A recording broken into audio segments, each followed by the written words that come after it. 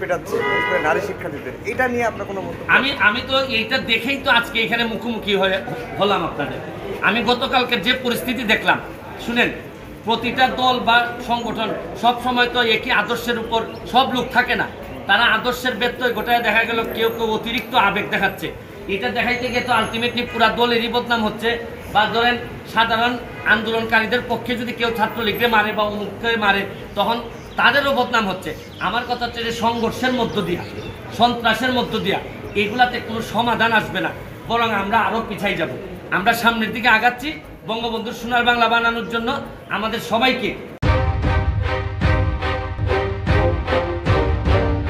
আমার বক্তব্য হচ্ছে কি, আমি তো বলছি যেহেতু আমি ছাত্রলীগের সাবেক নেতা, ছাত্রলীগের তো সবাই তো সব পাবে। আমি বললাম না, অতি আবেগে অনেকে কালকের ঘটনাটা আমাকে কষ্ট দিছে, এই কারণেই তো আমি আজকে এখানে এসে দাঁড়াইলাম।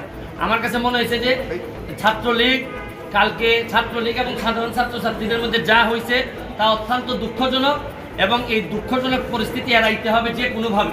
এইটার জন্য এবং কালকে যারা আহত হয়েছে, আমি সরকারের কাছে দাবি জানাবো সবাইকে পরিপূর্ণভাবে চিকিৎসার ব্যবস্থা করা, এবং যারা যারা দায়ী, কারণ আপনি যেই হন না কেন আপনি আরেকজনকে মারতে পারবেন না। আপনি কোনো আপনার সমস্যা থাকলে আপনি অথরিটির কাছে তুলে দিতে পারবেন। কেউ যদি আপনার মনে হয় রাষ্ট্রবিরোধী কাজ করতেছে, আপনি অথরিটির কাছে তুলে দিবেন। কিন্তু এটা যে পক্ষেই হোক, ছাত্রলীগই হোক আর যেই হোক, আমার কাছে মনে হয় তো অন্যের উপর হাত তোলাটা কোনোভাবেই কেউ মেনে নিবে না। এবং আমিও জানি সরকার থেকে এই ধরনের কোনো আদেশ বা এরকম কোনো কিছু বলা নাই। অনেকে অতি আবেগে এই কাজটি করে। আচ্ছা, অনেকে বলছেন যে আমি অনেক আড়ালে ছিলাম বা এরকম বলতে পারেন। আচ্ছা, আপনি কি জানেন বেশিরভাগ মানুষই কোটা আন্দোলন যারা মৌনভাবে সমর্থন দিচ্ছেন বা বিরোধিতা করতেছেন, অনেকেই জানেনই না যে আন্দোলনটা কিসের জন্য। অনেকে জানেনই না যে কোটাটা আসলে অ্যাপ্লাই হয় কখন। একটা মানুষ প্রিলি, রিটেন এগুলো পাস করার পরই তো কোটা অ্যাপ্লাই হয়। অনেকে মনে করেন ধারণা যে কোটাটা মনে হয় বাড়ি থেকে নিয়ে আইসা এই কোটাতে ভর্তি করে দেওয়া হয়। আবার অনেকেই জানেন না আসলে কত পার্সেন্ট কোটাতে দিতে হয়। অনেকেই জানেন না কোটা না দিলে আপনার দেশের কি ক্ষতি হতে পারে, মানে পিছাই আছে জনগোষ্ঠী কতটা পিছাইতে পারে। ও আমার কাছে অনেক ইনফরমেশন যেটা আমি পুরাপুরি না জেনে কথা বলি না। এখানে আবার সুপ্রিম কোর্টে আছে পেন্ডিং, আদালতের যেটা জুরিসডিকশনে আছে, সাব জুডিস ম্যাটারে আমার দ্রুত আইসাই কথা বলা। আমি এইরকম, এখন তো আমি মেম্বার অফ পার্লামেন্ট, আমাকে তো অনেক বুঝে শুনে কথা বলতে হয়। আদালতের সাব জুডিস ম্যাটারে আমি ফেসবুকে 3-4জন বললো যে মানবতাবাদী ব্যারিস্টার সুমন এখন কোথায়, এই কথা বললে আমি লাফাইয়া পড়বো, এইরকম ব্যারিস্টার তো আর আমি না। সুমন ভাই, আমাদের সময়ের লাইভে প্রায় ৬২,০০০ মানুষ এই মুহূর্তে আপনাকে দেখছে।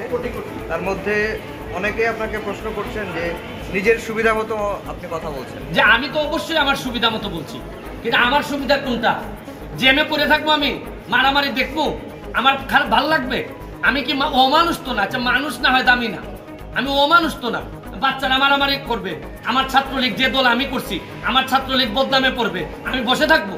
আমার সুবিধা তো এইটাই, সবাই সব পক্ষকে অপেক্ষা করার জন্য। আমি তো বলছি না যে আপনারা আন্দোলন একেবারে বন্ধ করে দেন। আমি বলছি যে এই 1 মাস আপনারা আদালতের সিদ্ধান্ত দেখেন, প্রয়োজনে আমরা প্রাইম মিনিস্টারের কাছে যাই, গিয়ে ওনার সাথে কথা বলি। কারণ উনি তো শুধু প্রাইম মিনিস্টার না, উনি তো বঙ্গবন্ধু কন্যা জননেত্রী শেখ হাসিনা। উনারে বুঝাইয়া বললে, আমি নিজে পার্সোনালি উনার কাছে গিয়ে আমি দেখছি, উনারে বুঝাইয়া বললে এমন কিছু নাই হয় না। এই জন্য এই অভিজ্ঞতা থেকে একজন এমপি হিসাবে আপনাদের কাছে আমি দাবি জানাচ্ছি, অযথা এই সন্ত্রাসের দিকে গিয়ে, আন্দোলনের দিকে গিয়ে, ভাঙাভাঙির দিকে গিয়ে রক্তাক্ত অবস্থায় আমাদের কোনো সমাধান হয় না। কারণ আমরা এই গত সপ্তাহে আপনারা জানেন 3 ঘন্টা, 3.5 ঘন্টা, 4 ঘন্টা করে জেমে মানুষ বসে আছে। আমরা তো কিছুটা এগুলা থেকে মুক্তি পাইতেছি, কেন আবার এগুলাতে আমরা ফিরে যাব?